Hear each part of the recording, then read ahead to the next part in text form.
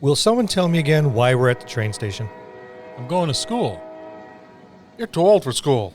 I have things to do. Take me back. Come on, guys. Just see me off. The train departs from platform 10 3/4 in a few minutes. Platform 10 3/4. It's time for my nap.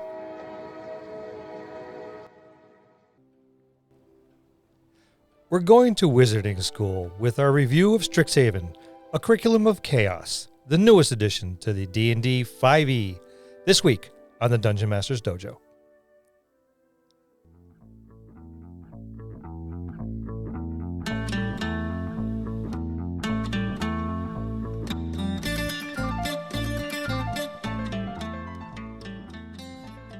Hello, and welcome to another episode of the Dungeon Master's Dojo podcast. This is a show for game masters and players alike. We hope to bring you tips and tricks to elevate your game and develop the art of dungeon mastery. I'm your host, Louis Aponte, and these are your dungeon masters, Scott Labby and Bill Robotile. Let's enter the dojo and see what they have in store for us today. School? You? Really? Yeah, I can learn stuff. Yeah, but did you have to take us with you? Well, I figured you could learn stuff too. I know enough. I'm too old to learn anything new. Ask my wife. She says I know everything. Or I think I know everything. I think that's the operative word Yeah, in the yeah. sentence. I think I know everything. Ah, Well, before we talk about Strixhaven, we still have an epic giveaway that's going on. And we still want to give someone a whole bunch of stuff. It's a lot of stuff, and it's easy to enter into the giveaway. So why don't we have Bill tell us how easy it is? and here we go.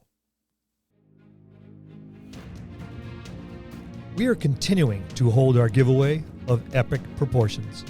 Everything you need to get started running games.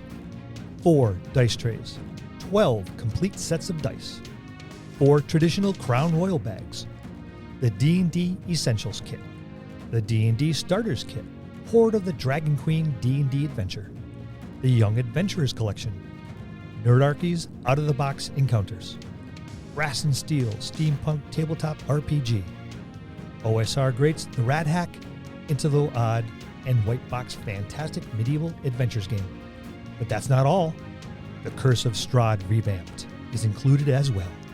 This complete list goes to one lucky winner in the U.S. We realize we may have asked a lot of you initially, so here's the new and improved way to enter the epic giveaway. Simply leave us a message at thedungeonmastersdojo.com. You'll automatically be entered into the giveaway for a chance to win. After we receive 500 messages, we draw one lucky winner. We'll see you next time in the dojo.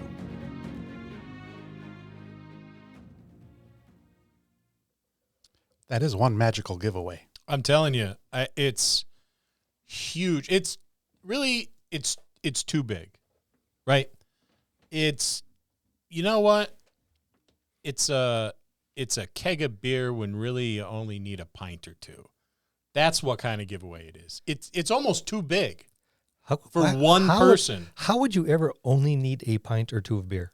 I was just looking at it I'm too. confused by your analogy here. Well, you get all bloaty and farty at yoga class, you know, and I get bloaty and farty looking at a picture of pizza. well, that's true. That's Bill's baseline. Yeah. Bloaty, farty, cranky, and he's not going to yoga. You do not want to see this body in yoga pants. I don't know. Yoga pants have a way of making everybody look good. I'm wearing them now. I look fantastic. From the waist down, I look like John Stamos. Did you tell him that on the way in? Yes, he I did, didn't as a say matter of he fact. didn't. That's, I think, what the problem was. Well, I didn't want to hurt his feelings. Scott, potato. You know, That's really, what it looks like. You're mashed potatoes. And still, it's still better than if I put them on. So, you know, you got that going for you. They work wonders for your fanny. They really do. Thank God I can't see mine. That's the potatoes with gravy. All right, speaking of disgusting and gross things. Yes, let's talk about Strixhaven, a curriculum of chaos. Oh, tell us. Come on. I just don't like it. And you know what? That's if this is your cup of tea, how you play D&D and how you enjoy D&D is up to you, and there is no right or no wrong way to play D&D. But I hate this book. It's a decent sized book. You know, you get like, was it 3 adventures in it? 4 adventures. That's where Scott stopped. That's where Scott stopped reading. Yeah, I was like, I just can't do this. So you get 4 adventures, and that's pretty cool. And you get some more player options, which is always nice. The artwork is good. You get a pull-out map in the back, which is nice. Mm-hmm. It's a good-sized book. I like the Owlin. I don't like the Owlin that much, but it's probably the highlight of the book. And did I say the art was good? Because the art is good. Yep. You know, as far as art goes. It doesn't conjure up images of high fantasy or make me want to play D&D like the artwork of Jim Easley or Larry Elmore did.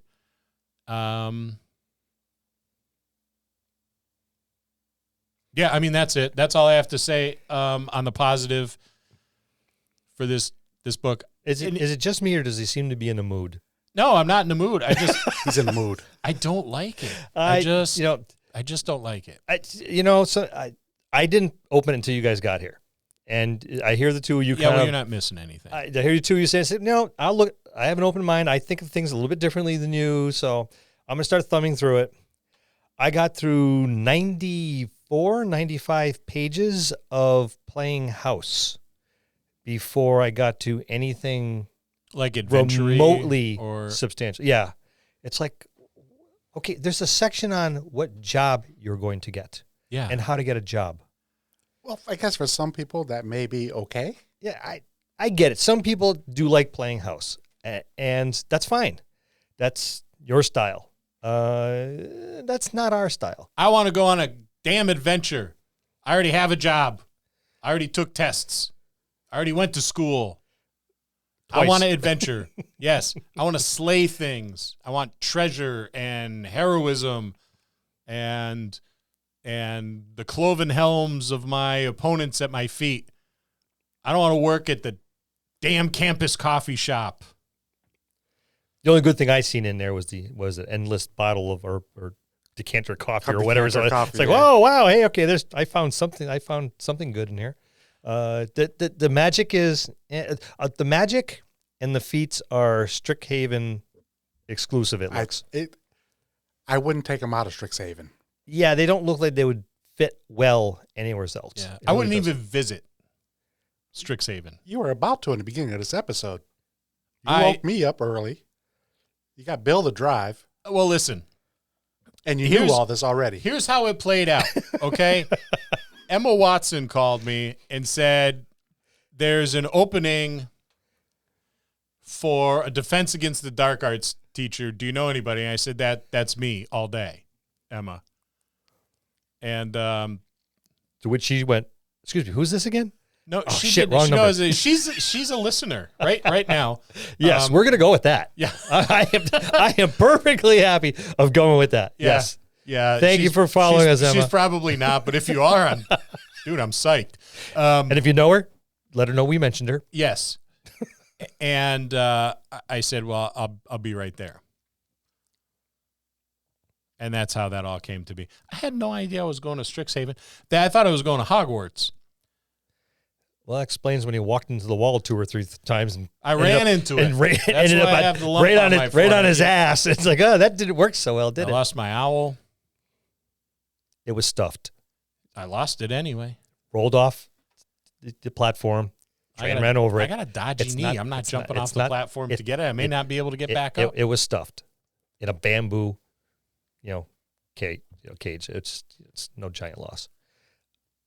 I'll send out to Gund, and I'll get got to get a Gund, and I'll get you a nice lifelike barn owl for you. So I think this is a money grab. I'm going to come right out. Wizards of the Coast. Shame on you. I get it. You're a corporation. You want to make money. You want to fleece as many people as you can. But come on. Yeah, I I went through it. Took about a half an hour, perused from cover to cover, read a few sections. Not really impressed. Yeah, I'm not either. I dislike hating on things because there's someone, maybe there's 2 or 3 people out there that really like this book. Maybe as many as 4. Yeah, and I don't want to, I don't want to shit all over it because there's someone at home going, this is the best thing ever. I can't wait to run these adventures, or I can't wait for my DM to run me through it. And, if that's you, awesome. Play the hell out of it, and have a great time doing it. Yeah, I can see asking our all right, everyone roll initiative to see who gets to take their test first. Yes. There's a whole section on how to take your test and, your exams. I'm like, what? Yeah, not... What? There's pages devoted to this? Yeah, it takes you from levels 1 to 10. Yeah. Yeah, taking exams. I slew that exam. It just doesn't...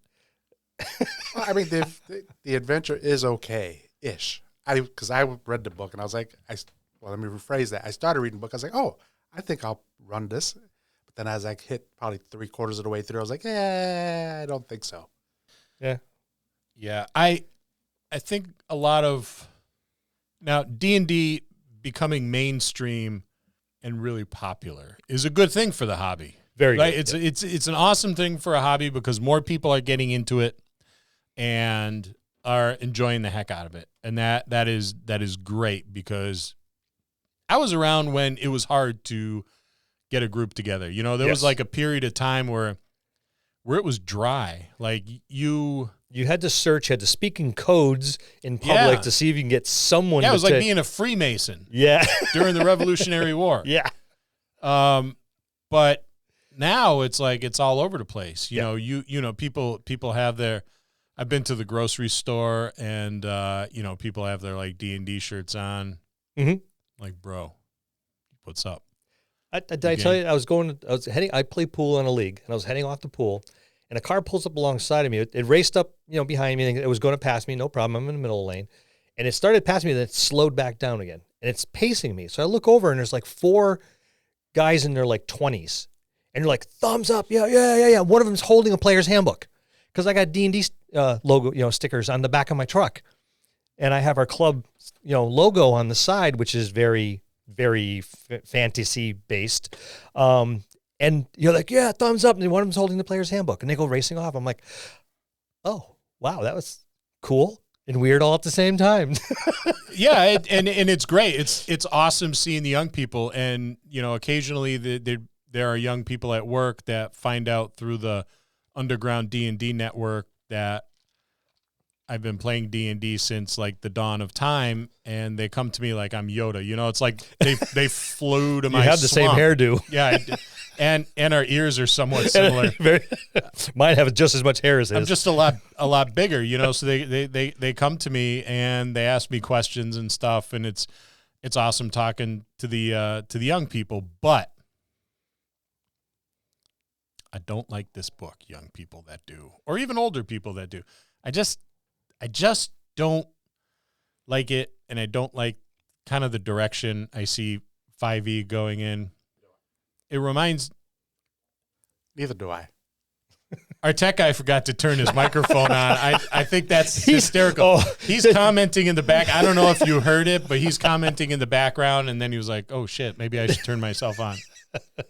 And he looked at the mic as if it was the mic's fault. Yeah.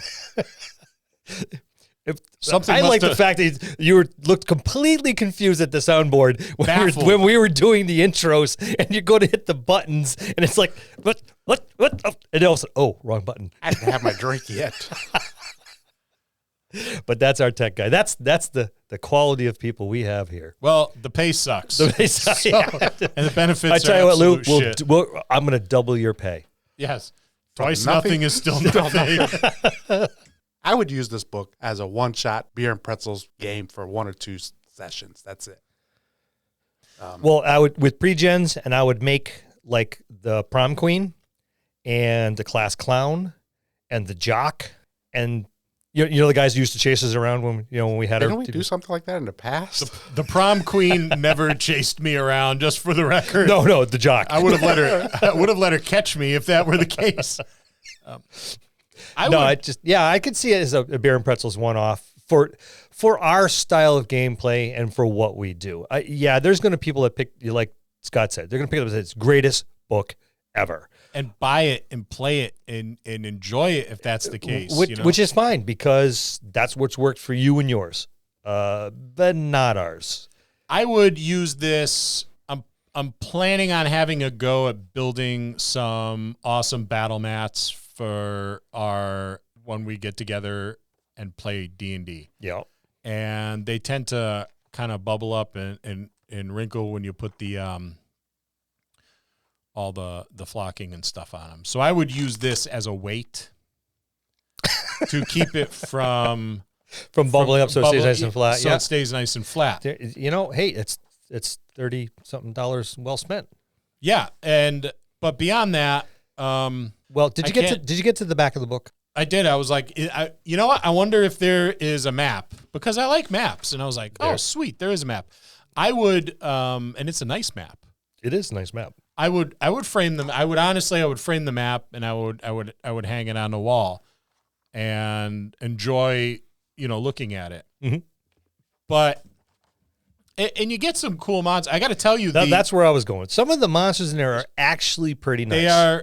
They are pretty sweet.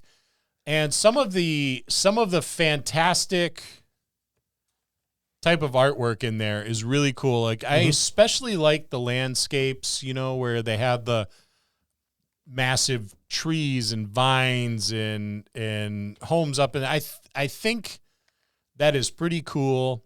And I really enjoy the artwork in there. But that's it. Like they have a Strixhaven campus guide. Do you like he's got like a 15 strength. I mean, do you why with the stats on this person would you just be showing people around like this is where you redeem your meal plan card? And well, you need that strength to carry the stack of books. Yeah, taking you through the dorms that smell like feet. Because all dorms seem to, at least the ones at UMass did. But I don't know. I get, if you're a Harry Potter fan, this is probably worth its weight in gold coins for you. I do like the relic sloth. I think that's a badass looking thing, and I would love to build something like that to put on the table. Because it's, I don't think we get enough of those kind of pack animals, I guess. We don't get enough racial mounts. Yeah. And it's almost like everybody rides a horse. But no, probably impractical for a lot of races. Probably not something indigenous to their area or climate, or just maybe they decided they were going to tame something else for the purpose of riding. I don't know. Yeah. But I like that. I like the sloth is pretty cool, and the picture of the pest mascot. I like. It reminds me of that thing that ate the Popeye looking guy on Peter Jackson's King Kong movie. I can't watch that scene. I found it extremely disturbing. And I rather enjoyed him. I thought he was a cool character. Yeah, I don't. The artwork. There's a lot of really, really nice artwork. I would, but you're right. It looks like this is geared to your housekeepers and Harry Potter fans. Yeah, with a little bit of MMO stirred in there and a little bit of magic stirred in there. Oh, I'm glad you this what I loathed about 4th edition was it reminded me of an MMO, and I love MMOs. Absolutely love MMOs. I played World of Warcraft and a bunch of other ones. That's not an MMO. And we'll talk about this off the air, Lewis, all right? But you know what? You want to throw the gauntlet down, we'll go. we'll go. He's not in the mood. But and yes, World of Warcraft is an MMO. It's an MMORPG, and it was a good one. It was a good one. But moving along, I didn't play it, so it wasn't that good. well, Lou's a Baldur's Gate fan. yeah, Well, I like both, but I was more of EverQuest, Vanguard, and a few others. yeah. Vanguard was all right if you like, to eat cheese and crackers. This is what I have to listen to for about a But- half an hour before every episode. These two And- bantering back and and- forth. While is Vanguard still around, Lewis? No, it's sunsetted back in. Yeah, that's why it must have been a great game. Well, that's because Sony did that when they took it over because they didn't want it competing with EverQuest. Yeah, well, don't get me started on EverQuest either. So 4th edition felt like an MMORPG for me, and I do enjoy MMORPGs, but I prefer to enjoy them on the computer. And when I sit at the gaming table, I prefer a tabletop RPG, like what Dungeons and Dragons used to be. Now, I was very optimistic when 5th edition first came out because they said they had a small crew and they weren't going to put out a bunch of books when it originally came out. And I said, you know what? I'm down. Let's do this. And we did. And we did. And we I liked it. told Bill and told Lewis, I said, we ought to give this a shot. It's looking like a really good edition. And not to say it's not, because I still really enjoy playing it, but I think it's kind of... It's losing its way. Yeah, it's very MMORPG-ish, and I don't know. I don't like that. They don't have enough seasoned people on their staff. Old people like us. like anyone over 40. Yeah. They can't. Not with it. One book looks like it's a ripoff from anime. Mm-hmm. The next one, several of them have been heavily influenced by MMOs. Yeah. This one here is a Harry Potter ripoff. So they have their own gaming field. What the hell was it called?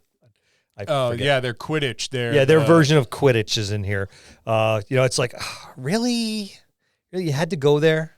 Yeah, it's a money grab, and It's a money grab. It's a money grab, and they want to the lowest common denominator. Yep, they want to pull I know they want to pull the Magic people in. Hey, since you're playing the card game, yeah, you can do and that's cool. But I don't think you need to extend an invitation to the Magic the Gathering players, because probably I would say, and I've never played the game myself, I'd say probably the majority of them know what D&D is. Oh, they know what D&D is, yes. And I'd say probably a good portion of them actually play the game or have played the game, but well, now they have their own book. Now they have their own book. And I think there was another one, Guildmaster's Guide to Ravnica, that was and I have that book. I thought the book was pretty cool. I like the new races in it that they offered. But I don't know. I don't like it. He's even making the face. Yeah, remember his reference to the dorm rooms that always smelled like stinky feet? Yep. Yeah, that's the face he's making. Yeah. But we will be breaking this book down a little bit. A little bit. Yeah. A little bit. To find the things we truly enjoy. Yeah. The things we can tolerate. That's what we're breaking it down. Yeah. I thought And it was like, well, I have a fireplace. everything Maybe else. that's what I'll be breaking it down for. The firestorm that this book brings as well. It is always interesting with the social media and listening to people's responses to it, because before I would have to go to the gaming store and listen to the grognards there talk about how D&D lost its way because it's no longer like the chainmail rules and it's not mass land combat Staring stuff. right at me. And because you remember. I remember. Yeah, of course I remember. You remember. I was and still am one of those grognards. I don't know, maybe it's just changing and I'm having a hard time adapting to the change. And again, if you like this book and you want to play the adventures, go for it, man. Enjoy it. Play the shit out of it. Yes, just not for me. Don't let my opinion taint you. Uncomfortable silence. Yeah. I mean, it's probably already has. It's like, wow, he hates this. Yeah, Well, hate's a strong word, but I dislike it strongly. knocking on the door of hate right now. It's not open yet, but I will wait till I delve into it a little bit deeper. I just about a half an hour skimmed through it, read a few portions here, was not intrigued by very many things. Like I said, the monsters, the artwork, the 2 feats is in there, and neither of them seemed transferable, really. They're underwhelming too. They're really not. They don't stack up to some of the other feats. The magic is very Strixhaven centric, and again, not very transferable. And most of them I wouldn't even bother. The magic items are blah. So that's kind of stuff I already perused through. I read through again, but I'd say I went 94 pages before, and all that is just housekeeping. Get a job, do your exams, how to select a school. It's like it felt like I was applying to a new college. I think it has a section here about romance too. Oh, geez. I stray away from those things because I go to work and I spend a lot of time at work, too much time at work, and then I come home. I had to take a bunch of tests to get my job because that's how you get out of school, and I pay bills. And, I've chased life partners, and I've already done all that stuff, and I play my D&D to get away from all that real world bullshit. And you don't want to be doing it on the gaming table. I want epic stuff. Blood, gore, and guts, and veins in your teeth, eating dead, burnt bodies. I like a good story. But you know what? And I'm going to use this example. I want a game that feels like when Boromir died, and every man out there knows that feeling, where it's like, man, if I gotta go, that's the way to go. I'm going like Sean Bean in The Lord of the Rings. Everything's in slow motion, and I'm whooping some ass and taking arrows and shit like that, and dying a man's death, or like a woman's death. I mean, if that's your bag. I mean, because women could be like badasses like Boromir too. And it just like, fantasy, good, kick-ass fantasy. And then I think, it's coming right down to that moment, where you're rolling that dice and maybe you rally, maybe your dice weren't going well for you and you rally, and now you're taking shit out.